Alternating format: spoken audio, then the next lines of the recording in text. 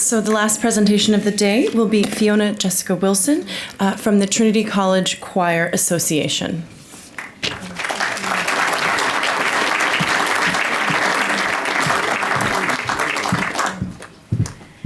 Thank you very much. I'm going to send you all to sleep now.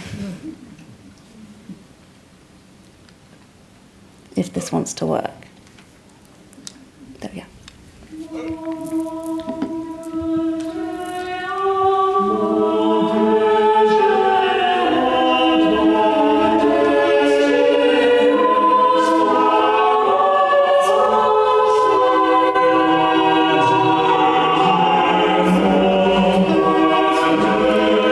Whenever I look at Trinity College Chapel, I'm always filled with nostalgia and gratitude for my time here as a choral scholar. But underneath that lies a cold shiver, as I never fail to forget that afternoon in my first year when I lay down and overslept for a live broadcast.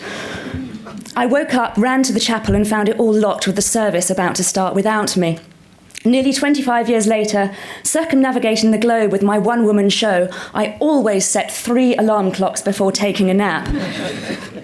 In June of last year, when news broke that our choir director, Richard Marlowe, had very sadly passed away, Facebook was overflowing with tributes to a man who'd shaped so many of our musical careers. Richard instilled into us that no matter what was going on in our lives, we had to switch on at the first downbeat. And this discipline serves me every day in a very crowded profession where I'm quite often having to perform with chronic jet lag. In my penultimate term, Richard offered me a solo, Schubert's Ave Maria, and this was going to be on the forthcoming album of choral classics. We were to record the popular tunes of the choral world, which was an inspired decision by Richard, considering the successful launch of Classic FM the previous year. And for me, it was my first introduction to a new world which aimed to make classical music a lot more accessible. The album immediately came to the attention of the Classic FM producers, who gave it a great deal of airplay. And a few years after graduating from Trinity, my Ave Maria crossed the Atlantic and was used on an episode of the US TV programme West Wing, an episode entitled Crackpots. Well, you certainly have to have a screw loose to enter the profession nowadays and keep up with the changing trends. On leaving Cambridge, I had a burning desire to sing, but it wasn't until a decade later that I had the big break, when a song that was written for me by the composer and producer Ben Robbins won a Classic FM Composers Competition and became Video of the Week on Classic FM TV.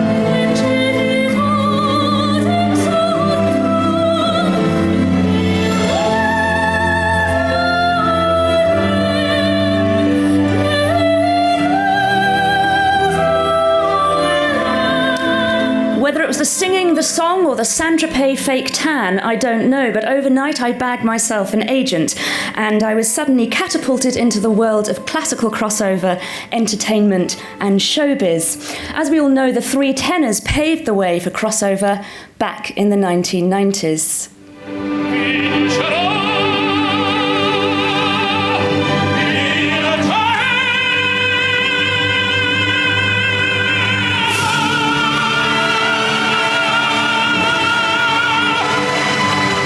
Certainly woken us all up. Artists and managers have been jumping on the lucrative bandwagon of popularising classical music ever since. My agent was therefore pretty certain that he could market me as a guest headline entertainer on the luxury cruise ships. This would involve me creating my own show, selecting repertoire, linking it with anecdotes, and arranging all the music for the ship's bands to accompany me. I would be flown out to a random part of the world, hop off at another random port and fly home.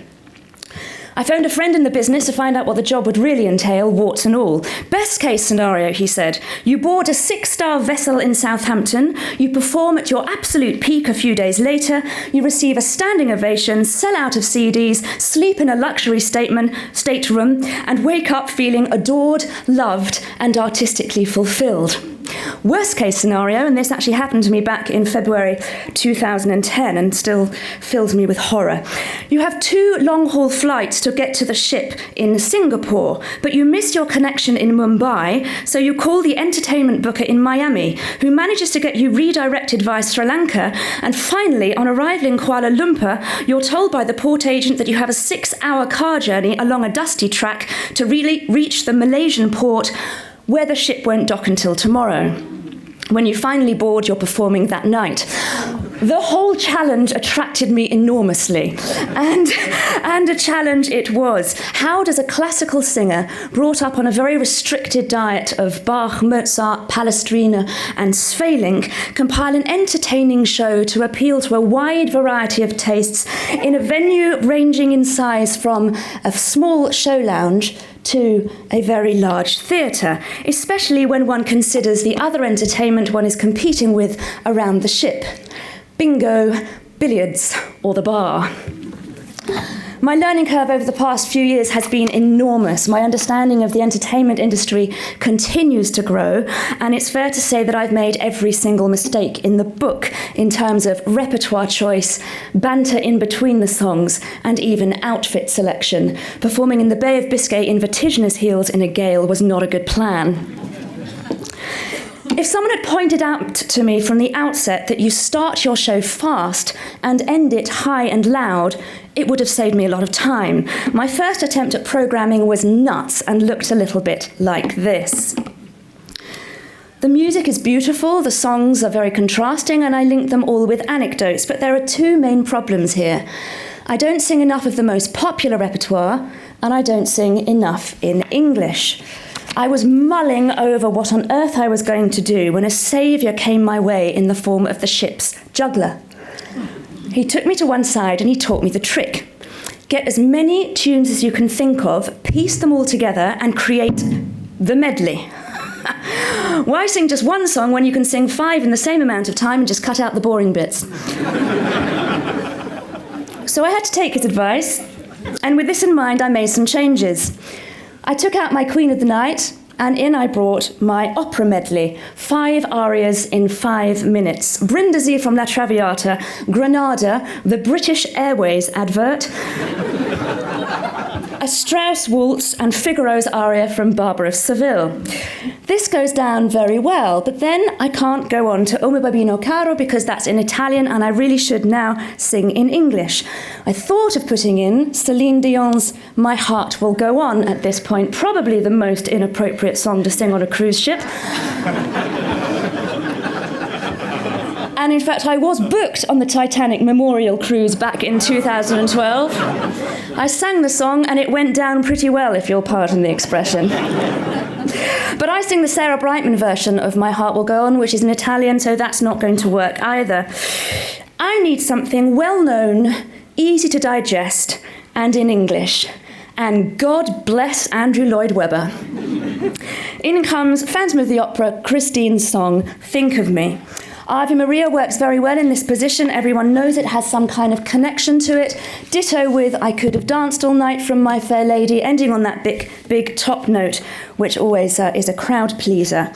Having just sung in English, I can now move on to something in a foreign language, and at this point in the show, hopefully people are starting to know me and maybe like me. So I can put in Mozart's coloratura aria, Queen of the Night, Der Hölle Rache, as long as my next song is in English. So I take out Johann Strauss's The Laughing Song, which I always sing in German.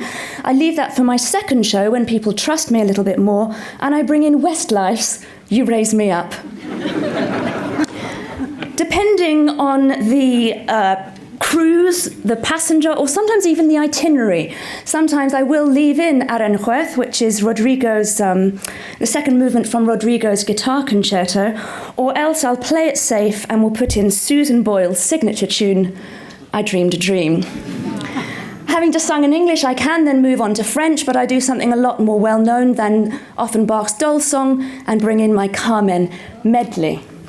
Now that we're in the home straight, it's okay to sing Ben Robbins' In Paradisum, which no one is going to know. People, by this point, don't mind me singing something unknown, and it also is useful because I sell the album at the end of the show, so it's a good advertisement for that.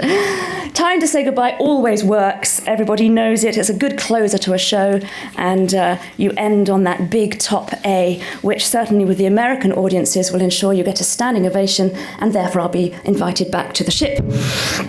So there we are. That is my set list. I'm constantly having to adapt my programme to suit the audience, but hopefully it entertains, and who knows, it might just get more people interested in classical music. The biggest compliment I have nowadays is from husbands who tell me that they hate sopranos. Their wives dragged them to the show against their will, but having heard the music, realised it's not elitist or stuffy. Having experienced that tingle factor from some of the songs, they want to listen to much more of it in the future.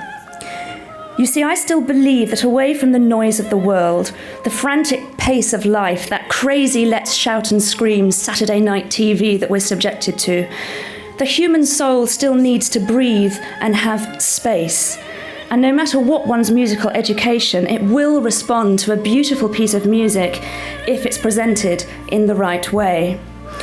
At a time when the Metropolitan Opera in New York is nearly bankrupt, Italy's fourth largest opera house has cancelled its entire autumn season, English National Opera's grant has been drastically cut, and orchestras are struggling for sponsorship, I still don't think that classical music is or will ever be dead. But we do need to move with the times and be much more creative and open-minded about the way it's delivered, and hopefully keep standards up and keep entertainment live. Thank you.